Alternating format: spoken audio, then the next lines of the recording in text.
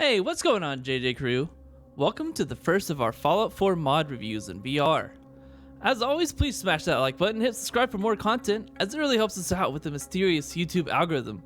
Plus, it lets me know if you actually like the video. Also, make sure to let me know if there's any mods that you'd like to see featured in a video. So I recently started getting back into VR as a few of my friends just got their headsets, and had been talking about it in our Discord. If you're familiar with this channel, then you know that adding new mods to Fallout is one of my favorite pastimes. So now that we've started mod reviews with Cyberpunk, it seemed like a good time to start reviewing some Fallout 4 mods as well. Now, I started streaming Fallout 4 VR a while back on Twitch, and for that I had used the program Wabajack to install this amazing collection of mods organized by Genghis VR, Fallout VR Essentials. This adds over 200 mods to your Fallout game, all with pre-configured settings and load order for Mod Organizer. It had me up and running in less than 30 minutes as well. As someone who's been modding their game since the days of Oblivion, it kind of blew my mind. They've also updated the mod list since I've downloaded it, and as it's recommended to have premium on the Nexus, I've been holding off on updating it myself. Obviously, there's way too many mods to go over than I can cover in this video, so we'll just be going over the basics. In future videos, I'll be reviewing new mods to the Nexus as well and testing them in VR.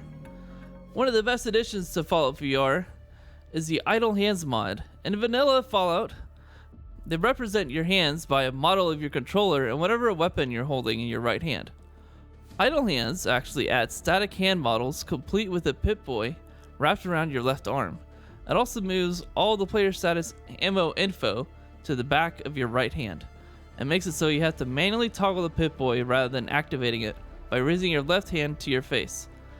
There's an invisible button that you have to press to activate by pressing it with your right hand, and it's not always responsive, and occasionally the button will move around on you until you reload a save. Once you get the muscle memory for it down, it's pretty easy to activate. The hands are a bit janky as well since they don't animate, and they can clip through some of the weapon models, but either way, it's definitely far better than vanilla Fallout. Probably my favorite addition of the mod is that you can reach over your left shoulder to grab a stim pack, and then you stab it down into your right hand to heal yourself. It's a really fun mechanic. Now, one of the biggest mods for Fallout has to be Sim Settlements by King Gath and the Sim Settlements team. And Fallout VR Essentials includes Sim Settlements and Conqueror. Now, I've used Sim Settlements for almost all of my playthroughs since release. I love the automation aspect of settlement building, especially since I don't particularly like to spend a lot of time on it myself. I haven't used Conqueror before though, and the addition of a raider faction to rival the Minutemen is really a fun addition to the game, even though that's kind of already done with the Nuka world. It can also be configured so all the neighboring settlements have all been built out with the basics of food, water, and beds, and what have you, and the settlers can upgrade them from there. One of the best aspects of VR is to go in and explore houses and buildings as if you're really there and being able to wander around these settlements as they slowly get upgraded. It's very fun.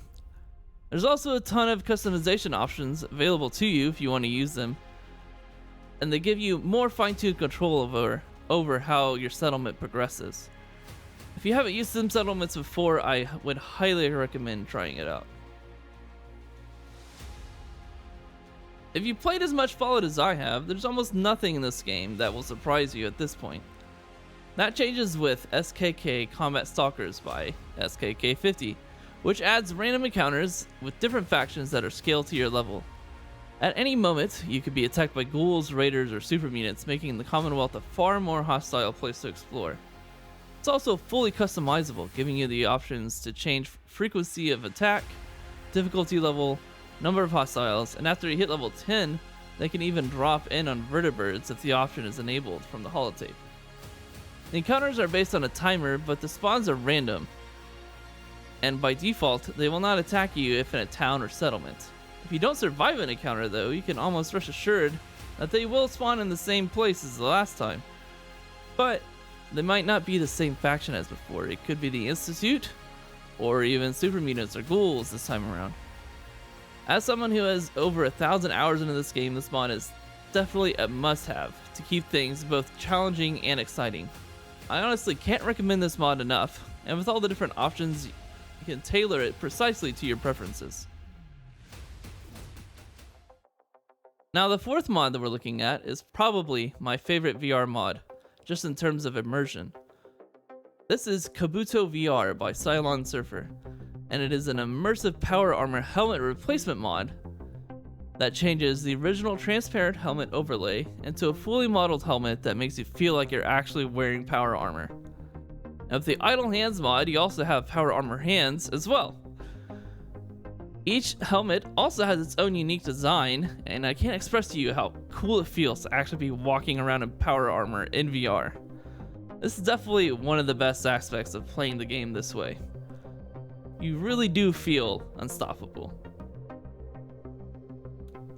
As I do want to look at more recent mods in the future and test them for VR, I was able to go ahead and do that with the mod Fireflies by C. Dante. This is a very cool atmospheric mod that uses the radiation effect from the glowing sea and adds fireflies to the wilderness of the Commonwealth. You can also adjust the time of day that they start to appear, as well as the density. It's a great way to enhance the radioactive look and feel of your nighttime adventures. It also looks very cool in VR as you walk among the fireflies at night and watch them swarm around you.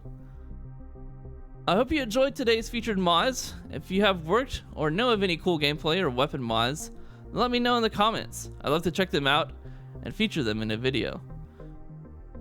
Hopefully you enjoyed this video as well, and if you did, make sure to hit that like button and support the channel by subscribing if you haven't already. Also, coming out with me at twitch.tv/JourneyJohn, where I'm live every Monday through Friday at 5 p.m. Central. Or come check us out in our Discord as well. There's a lot of great people there, and they're all playing games and hanging out all the time. We're currently running a co-op Divinity campaign on Mondays with Phasmophobia on Friday nights. Other than that, we've been playing Monster Hunter World, and I've started my second playthrough of Cyberpunk. Anyways, hope you have a great week, and I'll see you later. Bye.